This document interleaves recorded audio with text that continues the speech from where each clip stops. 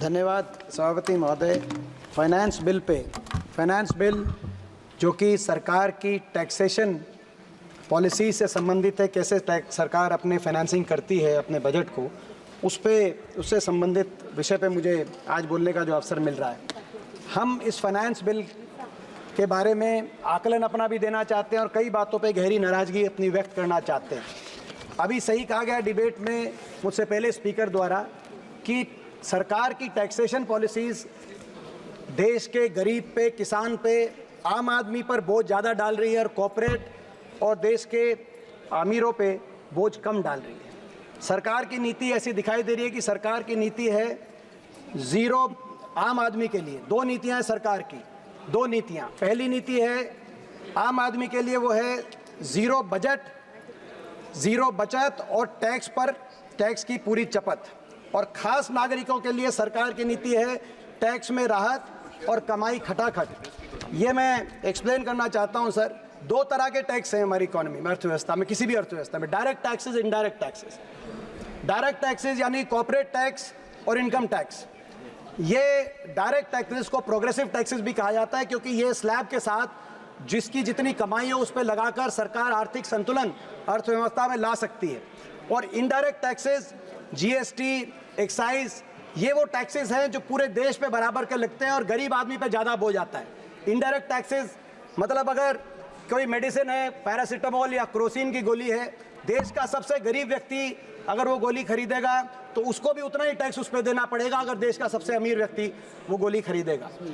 ये टैक्सेस का संतुलन देश की किसी की आर्थिक संतुलन से जुड़ी हुई बात रहती है। आज हमारी देश की अर्थव्यवस्था में इस वर्ष अगर हम स्टेट्स और सेंटर के दोनों टैक्सेस को ऐड करके देखें तो डायरेक्ट और इनडायरेक्ट टैक्सेस में लगभग 1/3 हमारे देश की कलेक्शन डायरेक्ट टैक्सेस से हो रही है और 2/3 इनडायरेक्ट टैक्सेस से, जो टैक्स देश के गरीब से, किसान से, आम आदमी से ज़्यादा लिया जा रहा है। अगर हम इसकी तुलना करें बाकी दुनिया के देशों से, ज़्यादातर एडवांस इकोनॉमीज, OECD कंट्रीज, एशियाई देशों में लगभग 2/3 देश का टैक्स का कलेक्शन लगभग 2/3 रहता है डायरेक्ट टैक्सेस से और 1/3 रहता है इनडायरेक्ट टैक्सेस से, जो गरीब आदमी से लिया जाता है। और अगर हम यूपीए के समय से तुलना करें, यूपीए के समय भी हमारी देश की अर्थव्यवस्था में काफ़ी संतुलन आया था और लगभग आधा 43% डायरेक्ट टैक्सेस से हम यूपीए के समय हमारी जो है सरकार लिया करती थी, 43% डायरेक्ट टैक्सेस से और 57% इनडायरेक्ट टैक्सेस से। तो यानी कि सरकार ने इस असंतुलन को विपरीत दिशा में लेके जाने का काम किया है। आज डायरेक्ट टैक्सेस में के माध्यम से कम कलेक्शन हो रहा है, कॉर्पोरेट, और उसमें भी कॉर्पोरेट के टैक्सेस में सबसे ज़्यादा राहत सरकार ने देने का काम किया। पहली मर्तबा देश में इनकम टैक्स कॉर्पोरेट टैक्स से ज़्यादा इनकम टैक्स से कलेक्शन हो रहा है और अगले वर्ष तक पहली मर्तबा जीएसटी कलेक्शन भी कॉर्पोरेट टैक्स से ज़्यादा होगी। तो कॉर्पोरेट टैक्स से सबसे कम कलेक्शन हुआ और कॉर्पोरेट टैक्स के कलेक्शन में गिरावट आई है पिछले कुछ वर्षों में। खास तौर पे 2019 में जब कॉर्पोरेट टैक्स में एक राहत दी गई 30% से घटाकर 22% तक कॉर्पोरेट टैक्स को कम किया गया। आपकी नीयत क्या रही उस समय, उस पर मैं प्रश्न नहीं कहूँगा, लेकिन जब आपने बड़े उद्योगपति घरानों को, कॉर्पोरेट्स को ये राहत दी तो आपने कहा कि आप राहत इसीलिए दे रहे हैं कि अर्थव्यवस्था के अंदर निवेश हो, अर्थव्यवस्था में निवेश बढ़े, इन्वेस्टमेंट हो। और इस वजह से पिछले 5 साल में 8.7 लाख करोड़ की राहत देश के कॉर्पोरेट्स को देने का काम आपकी सरकार ने किया। लेकिन हकीकत क्या हुई? हकीकत ये हुई कि निवेश बढ़ने की बजाय इन 5 वर्षों में निवेश लुढ़क गया। कॉर्पोरेट टैक्स में टैक्स कट आपने उनकी प्रॉफिट मार्जिन को बढ़ाने के लिए नहीं दिया था, आपने निवेश बढ़ाने के लिए दिया था। निवेश लुढ़क गया। आज प्राइवेट इन्वेस्टमेंट यानी कि निजी निवेश दर देश में 20 वर्ष में सबसे निम्नतम स्तर पे है। Q1 फाइनेंशियल ईयर 2025 में जो निवेश दर आया वो 20 साल में 2004 के मुकाबले का आज निवेश दर हरियाणा, आज देश की अर्थव्यवस्था में हुआ। और दूसरी ओर FDI, फॉरेन निजी निवेश दर, जो हमारे डोमेस्टिक इन्वेस्टर्स हैं, और FDI भी आज 16 वर्षों में सबसे निम्नतम स्तर पर FDI इस वर्ष एफडीआई 1.1% जीडीपी की हमारी एफडीआई मिली। मैं सुन रहा था वित्त मंत्री जी कह रही थी कि एफडीआई कम इसीलिए हुई है क्योंकि जियोपॉलिटिकल कॉन्फ्लिक्ट्स की वजह से, लेकिन जियोपॉलिटिकल कॉन्फ्लिक्ट्स तो पूरी दुनिया के लिए होने चाहिए। दुनिया के बाकी देशों में एफडीआई में गिरावट नहीं आई। हिंदुस्तान एफडीआई जो रिसिप्ट्स हैं उसमें 8वें नंबर पे होता था, एक ही वर्ष में गिर के 15वें नंबर पे आ गया हमारा देश एफडीआई में। और एफडीआई में तो रिकॉर्ड गिरावट आई है, लेकिन उसके साथ साथ आउटफ्लो में रिकॉर्ड बढ़ोतरी हुई है। एक और केवल $27 बिलियन की एफडीआई इस साल, दूसरी ओर $14 बिलियन का आउटफ्लो हो गया। तो आपने टैक्स कट किया कॉर्पोरेट्स के लिए कि कॉर्पोरेट निवेश करेंगे, जॉब क्रिएशन होगी।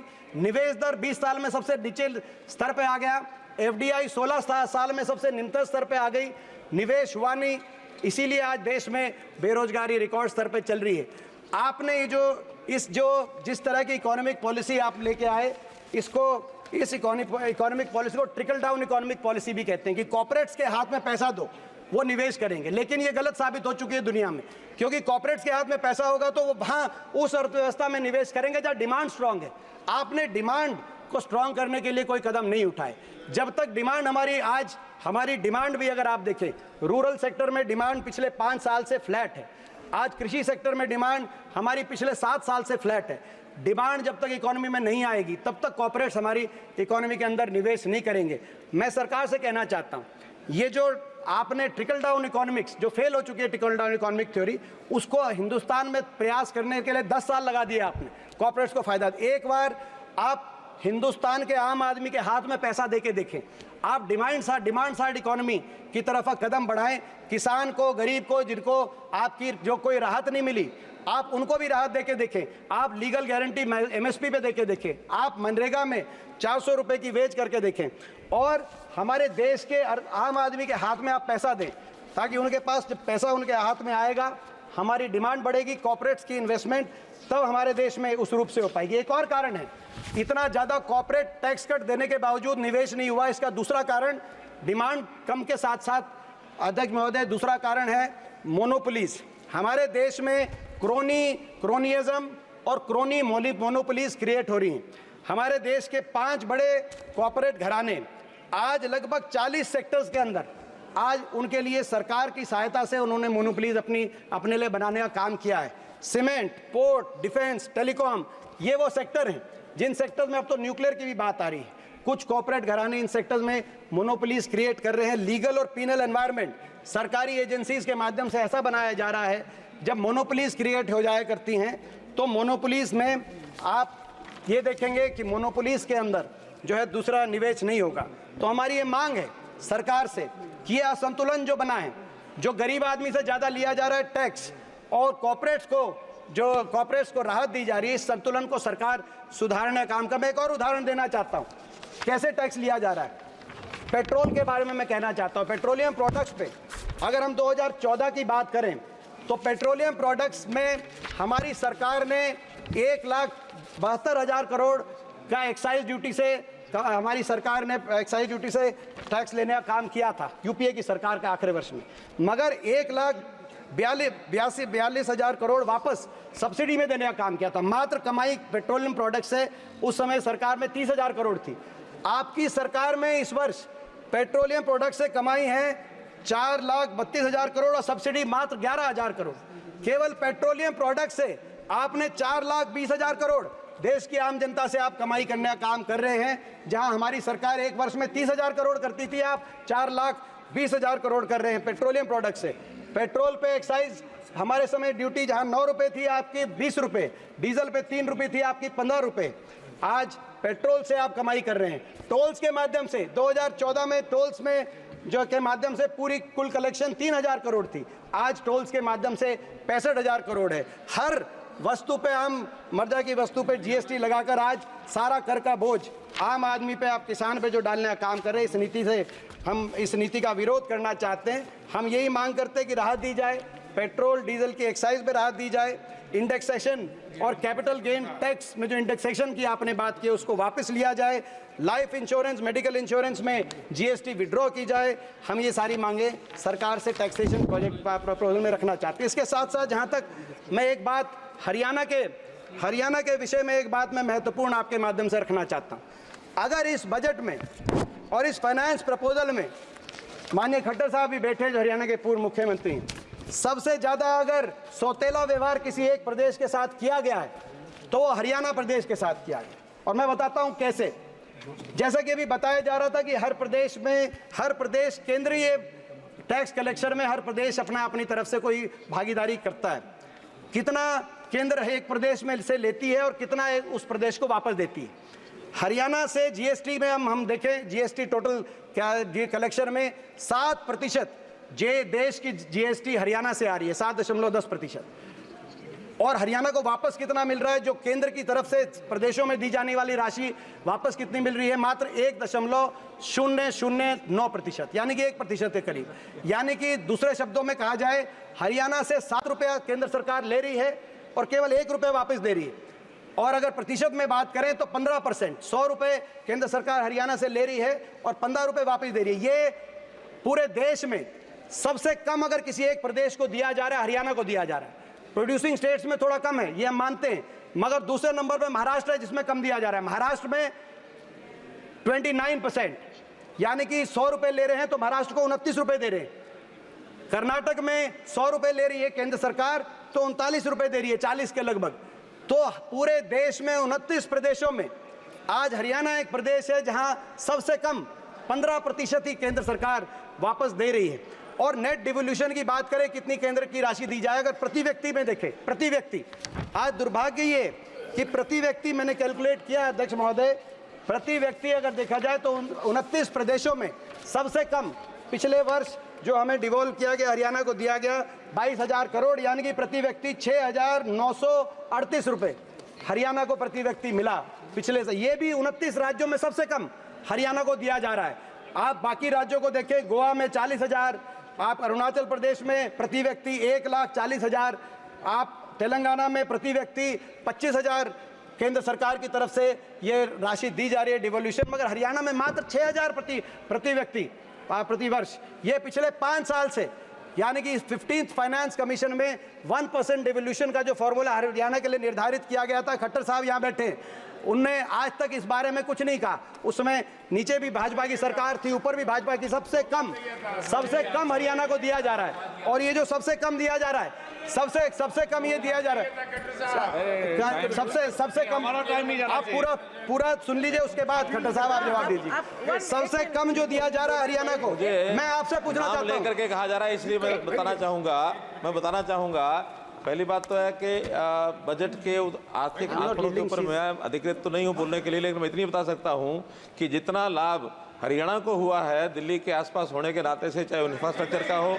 चाहे बाकी चीजों का हो, केवल एक राजनीतिक स्टेटमेंट देने के लिए उठाने का इनका काम है कि मैं यहाँ बैठा हूँ इसलिए मैं बोल रहा हूँ। ये राजनीति कम से कम यहाँ करने की आवश्यकता नहीं है बिल्कुल भी।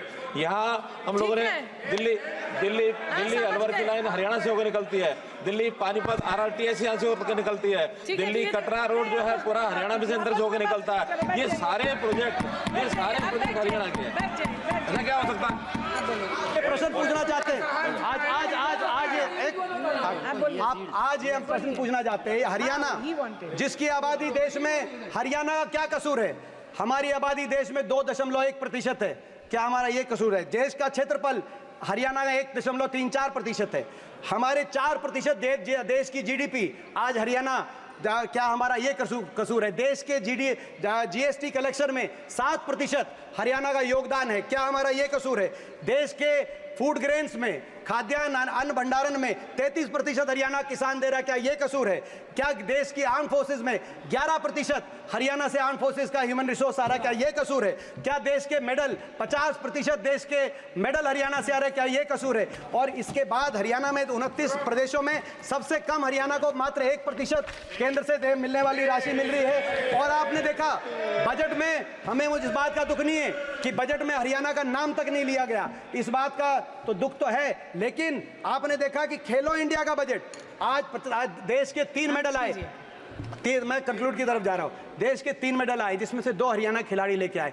खेलो इंडिया का बजट भी जो 2200 करोड़ खेलो इंडिया का बजट रखा गया, उसमें भी मात्र 60 करोड़ हरियाणा को, यानी कि 2% बजट खेल का बजट भी हरियाणा में और गुजरात में 500 करोड़ का बजट दिया गया, 20% खेलो इंडिया का, जहां से एक खिलाड़ी मेडल। तो आज मैं समझता हूं कि अन्याय है। और पिछले 10 वर्ष में मैं कंक्लूड करते हुए मैं कहना चाहता हूं, पिछले 10 वर्ष में इन्होंने कोई एक परियोजना केंद्र सरकार की तरफ से, भाजपा सरकार की तरफ से हरियाणा को तो मिली नहीं, लेकिन यूपीए के समय भी जो हमारी मंजूरशुदा केंद्र सरकार की परियोजना थी, 1,55,000 करोड़ की वो परियोजनाएं जो यूपीए के समय मंजूर शुदा थी, चाहे हमारा एयरपोर्ट हो महम में जो जेवर चला गया 30,000 करोड़ की लागत से बनने जा रहा था, चाहे रेल कोच फैक्ट्री हो हमारे हरियाणा के अंदर जो बनारस में चली गई, चाहे 3 रेल की लाइन हो यमुनानगर चंडीगढ़, 1 इंच रेल की लाइन नहीं बिछी, चाहे हिसार फतेहाबाद दिल्ली गुड़गांव न्यू अलवर, चाहे ये रेल की लाइन हो, चाहे एम्स बाड़सा के अंदर 9 हमारे मेडिकल के प्रोजेक्ट हो। 10 साल में एक प्रोजेक्ट हरियाणा को केंद्र की सरकार ने दिया नहीं।